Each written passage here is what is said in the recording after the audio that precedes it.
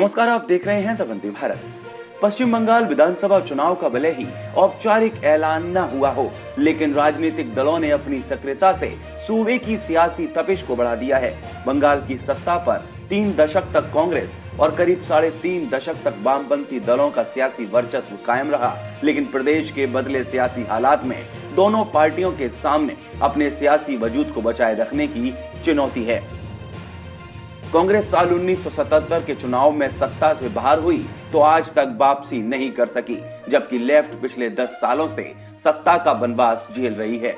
ऐसे में बंगाल के सियासी रण में बीजेपी और टीएमसी के बीच सिमटते चुनाव को त्रिकोणीय बनाने के लिए कांग्रेस और लेफ्ट ने गठबंधन किया है। पश्चिम बंगाल कांग्रेस के अध्यक्ष और लोकसभा में संसदीय दल के नेता अधीर रंजन चौधरी ने गुरुवार को ऐलान किया कि कांग्रेस और वाम मोर्चा मिलकर पश्चिम बंगाल का चुनाव लड़ेंगे। चौधरी ने कहा कि कांग्रेस अध्यक्ष सोनिया गांधी ने गठबंधन को हरी झंडी दे दी है।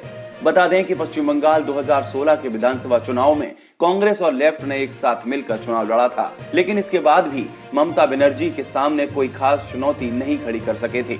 हालांकि तब कांग्रेस विधानसभा में दूसरी बड़ी पार्टी बनकर उभरी थी और पार्टी ने 44 सीटों पर जीत दर्ज की थी, जबकि सीपीएम को 26 और बाकी लेफ्ट के घटक दलों को कुछ सीटें मिली थी।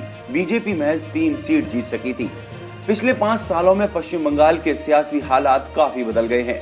मौजूदा विधायकों के पाला बदलने की वजह से कांग्रेस के पास फिलहाल 23 विधायक ही बचे हैं, जबकि बीजेपी के पास 16 विधायक हैं। बंगाल में बीजेपी के जबरदस्त राजनीतिक उभार के चलते कांग्रेस और लेफ्ट दोनों के सामने अपने अपने सियासी आधार को बचाए रखने की चुनौती खड़ी हो गई है। इसी सियासी मजबूरी या सियासी हालात को देखते हुए एक बार फिर दोनों को साथ आना पड़ा है।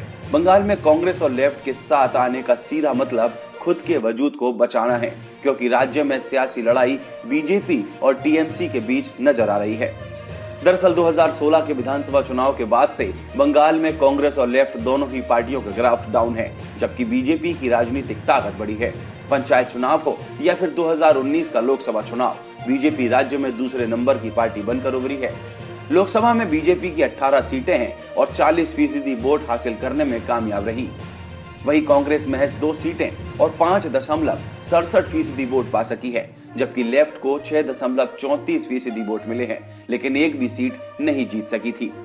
यही वजह है कि कांग्रेस और वाम मोर्चा ने यह फैसला सोच समझ कर लिया है। दोनों दल इस बात को बखूबी जानते हैं कि अगर टीएमसी या बीजेपी में से कोई भी सत्ता में आया तो बंगाल पर उनकी सियासी पकड़ और भी कमजोर हो जाएगी और सत्ता में वापसी का सपना सिर्फ सपना ही बनकर रह जाएगा। हालांकि पिछले चुनाव में कांग्रेस और वाम मोर्चा का गठबंधन टीएमसी को सत्ता में आने से नहीं रोक पाया था। इसके बावजूद दोनों साथ आए हैं।